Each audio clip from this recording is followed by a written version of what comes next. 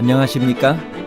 인생의 복잡한 문제들을 말씀으로 단칼에 해결해주는 김종근 목사의 쾌도 남마입니다.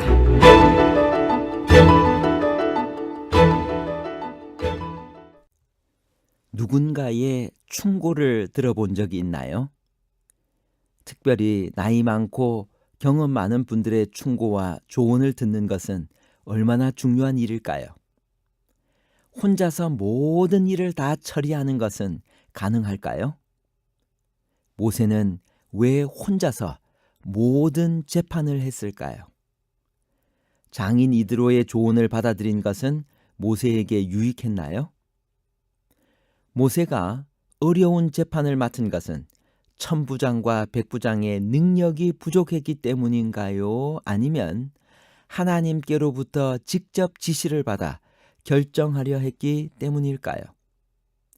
쉬운 사건과 어려운 사건에 관한 복잡한 문제를 하나님 말씀의 가르침으로 명쾌하게 해결해 드리겠습니다. 모세의 장인 이드로가 시내산으로 모세를 찾아옵니다. 누구를 데리고 왔나요? 출애굽기 18장 2절에서 5절에 있는 말씀을 읽습니다. 모세의 장인 이드로가 모세가 돌려보냈던 그의 아내 십보라와 그의 두 아들을 데리고 왔으니 그 하나의 이름은 게르솜이라. 이는 모세가 이르기를 내가 이방에서 나그네가 되었다 하며 하나의 이름은 엘리에셀이라. 이는 내 아버지의 하나님이 나를 도우사 바로의 칼에서 구원하셨다 함이더라. 모세의 장인 이드로가 모세의 아들들과 그의 아내와 더불어 광야에 들어와 모세에게 이르니 곧 모세가 하나님의 산에 진친 곳이라. 출애굽기 18장은 모세가 장인 이드로와 그의 가족들을 다시 만나는 장면으로 시작합니다. 이드로는 십보라와 모세의 두 아들을 데리고 모세를 만나려고 광야로 왔습니다. 이드로는 모세에게서 하나님께서 어떻게 이스라엘 백성을 애굽에서 이끌어내셨는가를 자세히 듣고 기뻐하며 하나님의 크신 구원을 찬양하고 감사의 제사를 드렸습니다. 이튿날 이드로는 모세가 무슨 일을 하는 것을 보았나요? 그리고 그는 행정의 비효율성을 지적했습니다. 그의 제안은 무엇이었나요? 출애굽기 18장 21절에서 22절입니다. 그대는 또 온 백성 가운데서 제덕이 겸전한 자, 곧 하나님을 두려워하며 진실무망하며 불의한 일을 미워하는 자를 빼서 백성 위에 세워 천부장과 백부장과 50부장과 10부장을 삼아 그들로 때를 따라 백성을 재판하게 하라. 무릇 큰 일이면 그대에게 베풀 것이고 무릇 작은 일이면 그들이 스스로 재판할 것이니 그리하면 그들이 그대와 함께 담당할 것인즉 일이 그대에게 쉬우리라. 이드로는 모세에게 제덕이 겸전한 자를 선택하도록 자문했을 뿐만 아니라 그 사람들이 가져야 할 자질, 즉 경건, 도덕적 순결, 공정함을 말했습니다. 참 재판관의 성품에 대한 그의 이해는 더 이상 바랄 것이 없습니다. 오늘날 정부의 책임 있는 위치에 사람들을 선택하는 일에 있어서 이러한 자질을 요구한다면 그 나라의 힘이 더욱 크게 증가할 것입니다. 한때 모세는 애굽의 왕자였습니다. 애굽의 행정체계에 익숙했던 모세가 왜 권한을 나누어 주지 않고 홀로 그 무거운 짐을 감당하고 있었을까요? 출애굽기 18장 15절에서 16절입니다. 모세가 그 장인에게 대답하되 백성이 하나님께 물으려고 내게로 옵니다. 그들이 일이 있으면 내게로 오나니 내가 그 양편을 판단하여 하나님의 율례와 법도를 알게 하나이다. 모세가 하나님을 대언하기에 적합한 사람이라고 생각해서 이스라엘 백성들은 그에게 나아왔습니다. 그들은 애굽에서 재판장들을 보듯이 모세를 보지 않고 그를 하나님이 임명하신 대변자로 생각했습니다. 분명히 모세도 그렇게 생각했고 여호와가 달리 지시하지 않았으므로 그는 자기에게 가져오는 모든 소송을 자신이 혼자서 스스로 판단해야 한다고 생각했습니다. 광야에서 하나님께서 직접 말씀하시고 다스리시는 신정체제였기 때문에 모세는 혼자서 재판했던 것으로 생각됩니다. 이드로는 백성에게 율례와 법도를 가르쳐 그들에게 무엇과 무엇을 보여주라고 했나요? 지도자가 반드시 해야 할 일인가요? 출애굽기 18장 20절.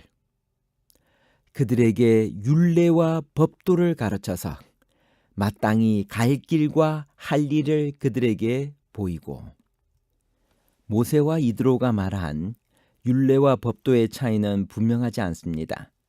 창세기 26장 5절에 하나님께서 아브라함이 내 명령과 내 계명과 내 율례와 내 법도를 지켰다고 한 것을 보아 하나님의 율법 전체를 말하는 관용어일 것입니다. 갈 길과 할 일은 우리 모두가 알아야 할 필수적인 것입니다. 갈 길과 할 일이 분명치 않으면 목적이 없이 방황을 하게 되고 인생을 낭비하게 됩니다.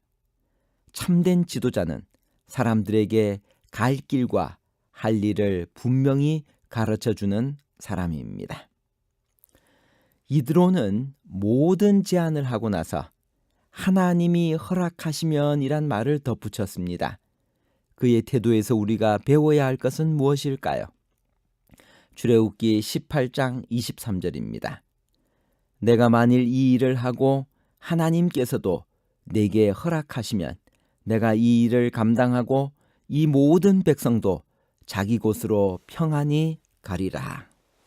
이드로는 자신의 자문이 건전하고 그것을 따르는 것이 중요함을 확신했지만 그럼에도 불구하고 그는 겸손하게 그것을 채택하는 문제를 모세에게 맡겼습니다. 그의 사위가 모든 문제를 하나님의 지시에 따라 행하는 사람임을 알고 있었기 때문에 그 계획의 성공은 오로지 하나님이 그것을 승인하실 때에만이 확실하며 또한 그러할 때에만 모세도 그것을 받아들일 것임을 그는 깨달았습니다. 모세가 이드로의 충고에 따라 행동한 것은 그것이 하나님의 승인을 받을 것이며 또한 그것을 제안함에 있어서 이드로도 하나님의 영의 감동을 받았음이 확실하다는 증거가 됩니다. 모세가 어려운 재판을 맡은 것은 천부장과 백부장의 능력이 부족했기 때문일까요? 아니면 하나님께로부터 직접 지시를 받아 결정하려 했기 때문일까요? 출애굽기 18장 26절입니다. 그들이 때를 따라 백성을 재판하되 어려운 일은 모세에게 베풀고 쉬운 일은 자단하더라. 어려운 소송은 모세가 직접 하나님께 가져가서 그분께로부터 지시를 받아 결정을 내려야 했습니다. 여기서 쉬운 일은 개인들 간의 논쟁거리나 사소한 질서와 관계된 것들을 말하며 이것은 각각의 두목들이 맡았습니다. 어려운 사건이라 함은 종교적인 규례나 공동체 간의 시비거리들을 모세에게 가지고 왔다는 이야기입니다. 모세는 이드로의 충고를 따라 이스라엘의 행정 조직을 개편했습니다. 이 사건을 통해 우리가 배울 수 있는 교훈은 무엇일까요? 첫 번째, 이드로는 모세에게 일의 비능률성을 지적했습니다. 두 번째, 이드로는 총감독자, 모세 아래 사법관들, 즉 천부장, 백부장, 50부장을 세울 것을 제안했고 모세는 받아들였습니다. 세 번째, 충고는 사랑하는 마음, 진실한 마음, 사심 없는 마음으로 해야 합니다. 모세의 장인 이드로의 신앙에서 배울 교훈은 무엇일까요? 첫 번째, 모세의 말을 듣고 의심 없이 하나님의 은혜를 기뻐하며 감사했습니다. 두 번째, 모든 일을 하나님께서 허락하셔야 시행했습니다. 세 번째, 하나님을 두려워하고 진실하며 불의한 이익을 미워했습니다. 부조화 선지자 301페이지. 여호와께서 모세를 영화롭게 하시고 그의 손을 통하여 이적들을 행하셨다. 그러나 그가 다른 사람들을 가르치는 교사로 택하심을 입었다는 사실이 그로 하여금 자기 자신은 그 이상 교훈을 받을 필요가 없다는 결론을 내리게 하지 않았다. 택하심을 받은 이스라엘의 지도자는 경건한 미디안 제사장의 제의를 즐겨 듣고 현명한 제도로 생각해서 그의 계획을 채택했다. 결론입니다. 첫 번째, 이스라엘 백성들을 인도하는 모세는 아침부터 저녁까지 그들의 재판 문제까지도 일일이 혼자서 처리했습니다. 두 번째, 이드로는 모세에게 제덕이 겸전한 자를 선택하여 천부장과 백부장과 50부장과 10부장을 삼으라고 했습니다. 세 번째, 쉬운 일은 방백들이 자단하고 어려운 사건은 모세가 재판했습니다. 감사합니다.